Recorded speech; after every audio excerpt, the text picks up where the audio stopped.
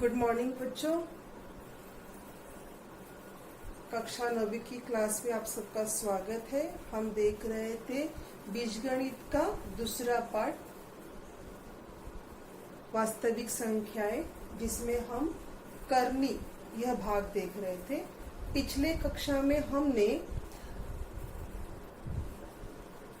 करनी पर किस प्रकार से हम संक्रियाएं कर सकते हैं, सजातीय करनियों पर होने वाली संक्रियाओं के बारे में देखा था कि अगर सजातीय करनी हो तो उनका एडिशन, सब्ट्रैक्शन, उनका मल्टीप्लिकेशन और डिवीजन किस प्रकार से किया जाता है वो हमने देखा।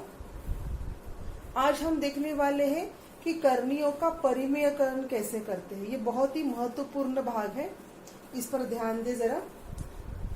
करनियों का परिमेयकरण करना ये बहुत ही आसान भाग है और उसी के साथ साथ बहुत ही महत्वपूर्ण भाग है। सबसे पहले हम याद कर ले कि मैंने आपको पहले ही लेक्चर में बताया था, पहले आपको मेरे तासिका में बताया था कि करनी किसको कहेंगे। आसान भाषा में जो भी अपरिमेय संख्याएं हैं वो करनी होती है। ये मैंने आपको बहुत ही आसान भाषा में करनी के बारे में बताया था। अब यहाँ पर लिखा हुआ है कि करनियों का परिमेयकरण करना है। मतलब क्या करना है कि हमें आपकी उस अपरिमेय संख्या को परिमेय संख्या में उसका बदल करना है। उसको हमें परिमेय संख्या में उसका हमें बदलाव करना है। यानी हमारी अपरिमेय जो संख्या है, करनी जो है, उसे हमें परिमेयकरण करके उसका परिमेय संख्या में रूपांतरण करना है। तो कैसे करोगे, ध्यान दो। यहाँ पर मैंने कुछ परिभाषा लिखी हुई है, उस पर हम ध्यान देंगे। यहाँ लिखा हुआ है, जब दो करनियों का गुणनफल परिमेय संख्या होती है तब प्रत्येक करनी को दूसरी करनी का परिमेयकरण गुणांक कहते हैं। क्या लिखा है देखिए, जब दो करनियों का गुणनफल, दो करनियों का जब हम गुणा करते हैं तो आने वाला जो गुणनफल है वो क्या होगा, परिमेय संख्या होगा। आने वाला गुणनफल क्या होगा, परिमेय संख्या होगा। देखिए यहाँ मैंने लिखा हुआ है कि दो करनियों का गुणनफल किया, यानी कि वर्गमूल 2, ये जो करनी है उसको मैंने वर्गमूल 2 इस दूसरी करनी से गुना किया है। तो दो करनियों का गुना करने पर उनका जो गुणनफल आता है, यानी कि 2 वर्गमूल 2 गुना वर्गमूल 2 करने पर आपका गुणनफल आता है 2। तो यहाँ पर 2 क्या है, 2 है परिमेय संख्या।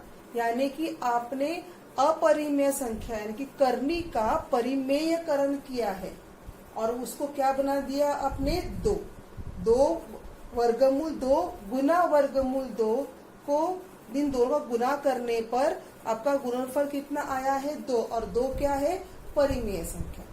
दूसरा उदाहरण देखो, वर्गमूल 2 को मैंने वर्गमूल 8 से गुना किया है। वर्गमूल 2 को मैंने वर्गमूल 8 से गुना किया है। वर्गमूल 8 से गुना करने के बाद 8 दूनी 16, यानी वर्गमूल में कितने हुए, 16, वर्गमूल में 16। और वर्गमूल 16 का उत्तर क्या है, या 16 किसका वर्गमूल है, 16 4 का वर्गमूल है ना। 16 किसका वर्ग है, 16 4 का वर्ग है। 16 का वर्गमूल क्या है, 16 का वर्गमूल 4 है। और 4 क्या है, परिमेय संख्या। यानी कि यहाँ पर वर्गमूल 2 को वर्गमूल 2 से, यानी कि करनी को करनी से गुना करने के बाद परिमेय संख्या आपको गुणनफल के रूप में मिलती है। तो यहाँ पर वर्गमूल 2 का परिमेयकरण गुणांक कौन है, वर्गमूल 2 है। क्योंकि वर्गमूल 2 को वर्गमूल 2 से गुना करने की वजह के बाद आपका जो उत्तर आता है वो एक परिमेय संख्या आता है।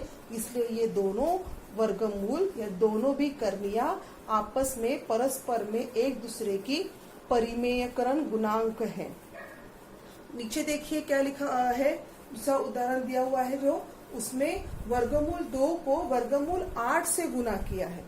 वर्गमूल 2 को वर्गमूल 8 से गुना करने के बाद मुझे मिलता है वर्गमूल 16, और वर्गमूल 16 जो है उसका उत्तर हमें पता है। 16 का वर्गमूल क्या है? 16 का वर्गमूल है 4।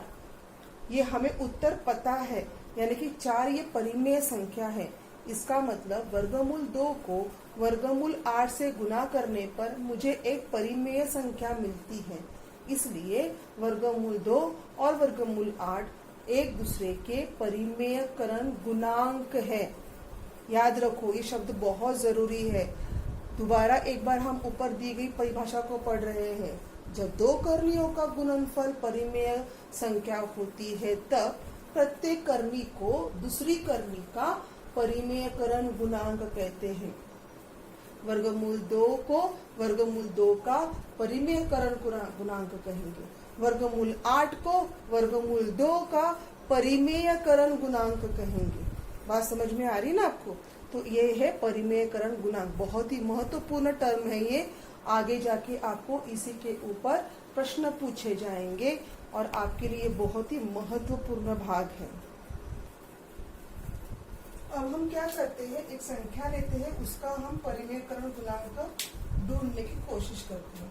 ठीक है, तो यहाँ पे हम संख्या ले रहे हैं वर्गमूल 27, और आपको क्या करना है, आपको इसका परिमेयकरण गुणांक ढूंढना है। ठीक है, परिमेयकरण गुणांक ज्ञात करना है।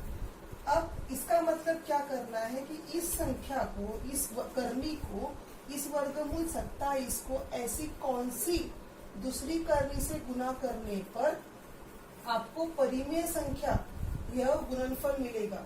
आपका उद्देश्य क्या है? आपको इसको किसी न किसी कर्णी से गुना करना है, और आपको क्या मिलनी चाहिए? परिमेय संख्या। ये आपका उद्देश्य है। तो इस वर्गमूल 27 को किससे गुना करने पर मुझे परिमेय संख्या मिलेगी, प्राप्त होगी, वो पहले देखते हैं। सबसे पहले हम क्या करते हैं, इस वर्गमूल 27 को आसान करके इसको हम संक्षिप्त रूप में लिखते हैं। देखो मैं क्या कर रही हूँ। ठीक है, मैंने कहा था आपको संक्षिप्त रूप में मुझे क्या करना होता है। एक संख्या कैसी होनी चाहिए जिसका वर्गमूल आपको ज्ञात हो। अब यहाँ पे 9 का वर्गमूल आपको पता है। कितना है 9 का वर्गमूल? 9 का वर्गमूल है 3। अब देखो थोड़ा आसान हो गया ना। वर्गमूल 27 बहुत बड़ी संख्या लग रही थी, अब यहाँ पर थोड़ा सा आसान हो गया। इसको हमने संक्षिप्त रूप में परिवर्तित किया। अब मैं क्या करूंगी, इस 3 वर्गमूल 3 को किसी कर्णी से गुना करूंगी या किसी अपरिमेय संख्या से गुना करूंगी। अब मैं क्या करने वाली हूँ, देखो मैं इस 3 वर्गमूल 3 को वर्गमूल 3 से गुना करूंगी, क्योंकि यहाँ पे वर्गमूल 3 कर्णी है और मैंने इस वर्गमूल 3 को वर्गमूल 3 से गुना किया। तो मेरा उत्तर क्या आएगा? 3। ये तो 3 जैसा था वैसा, चलो यहाँ लिख देती हूँ। 3 जैसा है वैसा, और ये वर्गमूल 3 गुना वर्गमूल 3 कितना उत्तर आया? 3। तो समझ में आ रहा है आपको? ये 3 जैसा था वैसा ही था, और ये वर्गमूल 3 गुना वर्गमूल 3 का उत्तर यहाँ पर 3 आया। कितना हो गए फिर? 3 तिया 9, यानी कि वर्गमूल 27 का परिमेयकरण करके आपको उत्तर कितना मिला? 9। यहाँ पर वर्गमूल 3 का, यानी कि वर्गमूल 3 को हमने कन्वर्ट किया यहाँ पर 3 वर्गमूल 3 में। इसी का मतलब वर्गमूल 27 है, और वर्गमूल 27 का मतलब ही वर्गमूल 3 वर्गमूल 3 है। दोनों एक ही है। समझ में आई बात? तो यहाँ पर हमने क्या किया, वर्गमूल 3 वर्गमूल 3 को वर्गमूल 3 से, देखो बहुत बार वर्गमूल शब्द आ रहा है, कंफ्यूज मत होना। 3 वर्गमूल, इस संख्या को इस संख्या से, इस कर्णी को इस कर्णी से गुना करने पर मुझे परिमेय संख्या मिलती है। इसका मतलब इस कर्णी का यह कर्णी क्या है? परिमेयकरण गुणांक है, यानी कि वर्गमूल 27 का परिमेयकरण गुणांक क्या है?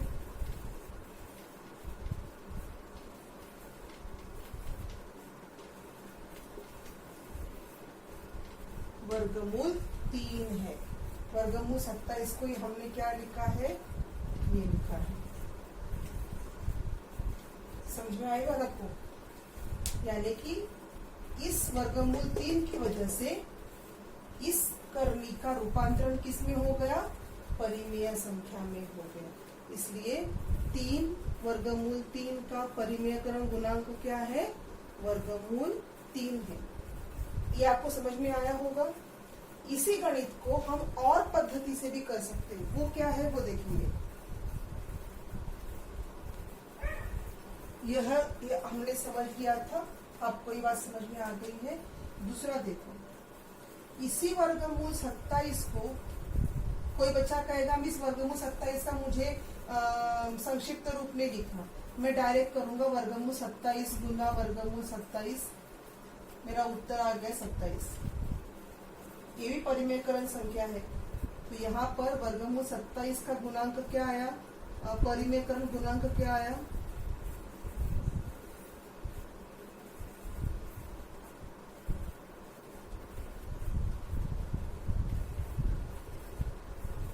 कितना आया, वर्गमूल 27। यहाँ पर क्या हुआ था, वर्गमूल 27 का परिमेयकरण गुणांक क्या था,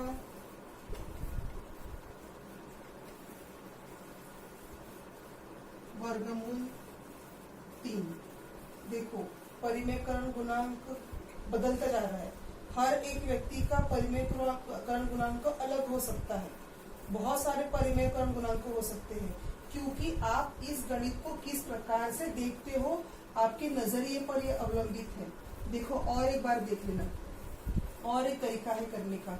मैं अगर इसको ऐसे लिखूं तो जैसे यहाँ पे हमने ये किया, वर्गमूल 27 को मैंने कुछ ऐसा लिखा था, है ना, वर्गमूल 3 वर्गमूल 3। अब अगर मैंने ये कहा कि 3 वर्गमूल 3 गुना, यहाँ पर मैंने वर्गमूल 3 लिखा है ना, अब मैं लिखती हूँ 2 वर्गमूल 3, कितना उत्तर आया, 3 दूनी 6, वर्गमूल 3 गुना वर्गमूल 3 3, 18। अब यहाँ पर वर्गमूल 27 का परिमेयकरण गुणांक क्या है, 2 वर्गमूल 3। कुछ ऐसा भी हो सकता है। देखो कितने सारे प्रकार हो सकते हैं।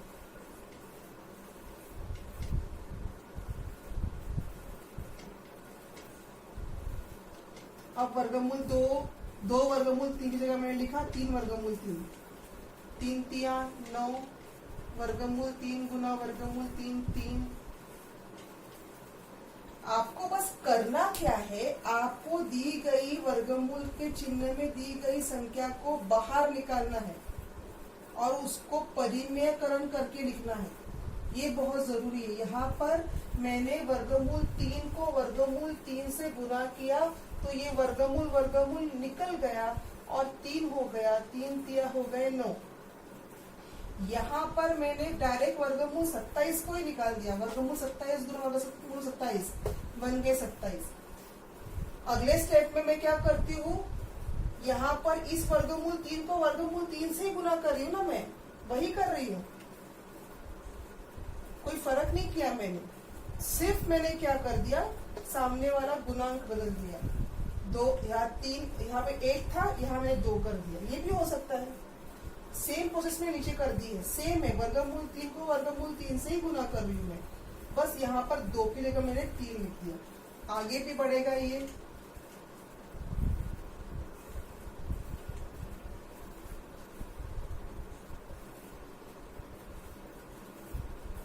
चार तिया 12।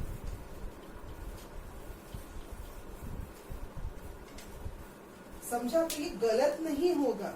करना क्या है, हमें सिर्फ वर्गमूल 3 को यहाँ से हटा देना है और उसका परिमेयकरण करना है। ये इसे कहते हैं करणियों का परिमेयकरण करना। इसे समझ लो, बहुत आसान है ये।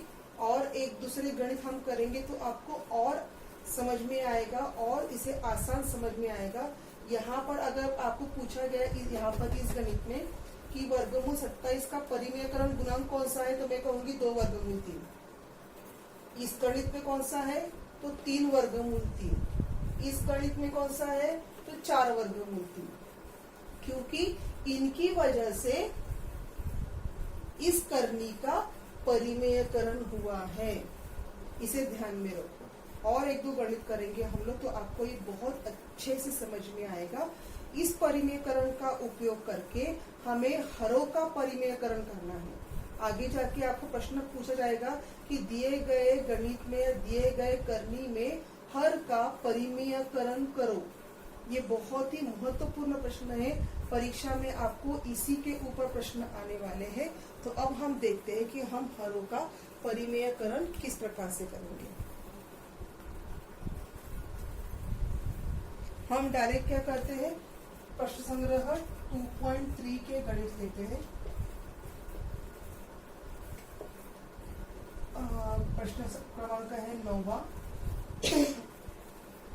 निम्नलिखित संख्याओं में हर का परिमेयकरण करो।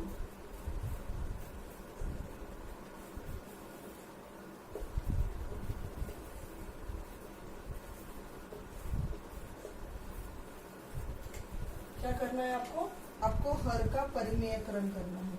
कैसे करोगे, देखो यहाँ पे प्रश्न क्रमांक 1 दिया हुआ है। 3/वर्गमूल 5, ये आपका प्रश्न है। देखो ध्यान से देखो, 3 बट्टे या हर में वर्गमूल 5। अब हमें क्या करना है, यहाँ पर अगर आप देखोगे तो ये जो आपका हर है, ये हर करनी के रूप में है, यानी कि वर्गमूल के रूप में है, अपरिमेय संख्या है। इसको आपको परिमेय संख्या बनानी है। तो मुझे क्या करना पड़ेगा, गुना करना है। हमने देखा है हमारी परिभाषा में कि हमें 2 करनियों का गुणनफल ज्ञात करना है, जो कि परिमेय संख्या हो। तो हमें ऑब्वियसली इसको गुना करना है। अब वर्गमूल 5 को किससे गुना करूंगी मैं, वर्गमूल 5 को वर्गमूल 5 से गुना करूँ, बहुत आसान है, यही आसान है आपके लिए। अब वर्गमूल 5 को वर्गमूल 5 से गुना करने पर उत्तर कितना आता है, 5। हो गया परिमेयकरण। पर क्या आप ऐसे लिखोगे, नहीं। गणित में मैंने आपको पहले भी कहा था, बहुत बार कहा है कि आप अपने मन से ना कोई संख्या डाल सकते हो, ना अपने मन से कोई संख्या निकाल सकते हो। तो यहाँ पर अगर आप वर्गमूल 5 से इस करनी को गुना कर रहे हो, तो आपको अंश में और हर में दोनों तरफ गुना करना पड़ेगा। यानी मुझे वर्गमूल 5 ऊपर भी लिखना पड़ेगा, अंश में भी गुना करना पड़ेगा और हर में भी गुना करना पड़ेगा। ठीक है, तभी इसकी वैल्यू जो है वो बनी रहेगी। आई बात समझ में आपको, इसकी वैल्यू क्या होगी, बनी रहेगी। इस गुना वर्गमूल 5/वर्गमूल 5 की वजह से इसकी जो मूल कीमत है या उसका जो मूल्य है, उसमें कोई बदलाव नहीं आएगा, क्योंकि हमने ऊपर और नीचे दोनों तरफ वर्गमूल 5 और वर्गमूल 5 लिखे हुए हैं।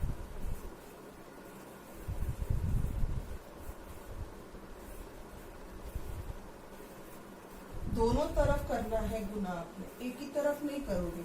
एक तरफ करोगे तो क्या हो जाएगा, जिसे समझो, मैं आपको उदाहरण बता, चलो इसके लिए 2 मिनट हम ले लेते हैं। समझो 2 बराबर 2 लिखा मैंने। इसका मतलब क्या है कि 2 और 2 इन दोनों का मूल्य समान है। ठीक है, अगर सपोज मैंने यहाँ पर इस 2 में 3 मिला दिए और लिखा 5/2, तो चलेगा क्या, यहाँ पर इस 2 का मूल्य बढ़ गया ना और इसका मूल्य कम हो गया। अब बराबर का चिन्ह नहीं रहेगा इधर, अब चिन्ह बदल जाएगा। तो ऐसा ना हो, इसलिए मुझे क्या करना होगा, मुझे यहाँ पर भी 3 डालने होंगे। यानी कि अगर मैं दाई तरफ 3 डाल रही हूँ तो मुझे बाई तरफ भी 3 डालने होंगे। लेफ्ट हैंड साइड डाल रही हूँ तो राइट हैंड साइड में भी मुझे क्या करने पड़ेंगे, 3 को जमा करना पड़ेगा। दोनों तरफ मुझे बैलेंस करना पड़ेगा, तब जाके इसका जो मूल्य है वो अबाधित रहेगा। उसी प्रकार यहाँ पर हम कर रहे हैं, हमें क्या करना है, हमें दोनों तरफ गुना करना है। ठीक है, आगे चलते हैं। देखो वर्गमूल 5 गुना वर्गमूल 5, हमारा उत्तर कितना आया 5, और 3 वर्गमूल 5, उत्तर कितना आया 3 गुना वर्गमूल 5। टेंशन मत लो, ऊपर वर्गमूल 5 आए इसलिए। अब तुम कहोगे मिस बात तो ये करनी ही बन गई। हाँ ये करनी ही है, लेकिन हमें क्या कहा है करने को, केवल हर का परिमेयकरण करने के लिए कहा है, अंश का परिमेयकरण करो ऐसा नहीं कहा है। तो हमने क्या किया है, सिर्फ हर का परिमेयकरण किया है। और एक उदाहरण देखते चलो, आपको तुरंत समझ में आ जाएगा कि आप बहुत ही होशियार बच्चे हो। 5 वर्गमूल 7, क्या करेंगे हम, वर्गमूल 7। अब नीचे लिखा है तो ऑब्वियसली ऊपर भी लिखना पड़ेगा। वर्गमूल 7 गुना वर्गमूल 7 कितने हो गए 7, 5 गुना वर्गमूल 7 कितने हो गए 5 वर्गमूल 7, हो गया हर का परिमेयकरण। इसी पद्धति से आप बाकी के उदाहरण भी करो। और प्रश्न संग्रह 2.3 जो है उसे आपने पूरा हल करना है, जो भी दिक्कत आती है वो आप पूछ सकते हो। इसके बाद आगे हम क्या करेंगे, अगले क्लास में वर्गकरणी का द्वितीय रूप देखेंगे, बाइनोमियल क्वाड्रेटिक सर्ट्स देखेंगे नेक्स्ट क्लास में। तब तक के लिए आप 2.3 को दोबारा बार बार करो। ये बहुत ही आसान भाग है सर्ट्स का यानी करनी का, और इस पर बहुत अधिक अंक आपको मिल सकते हैं। बहुत ही इम्पोर्टेंट टॉपिक है ये, इस पर थोड़ा ध्यान दें। धन्यवाद।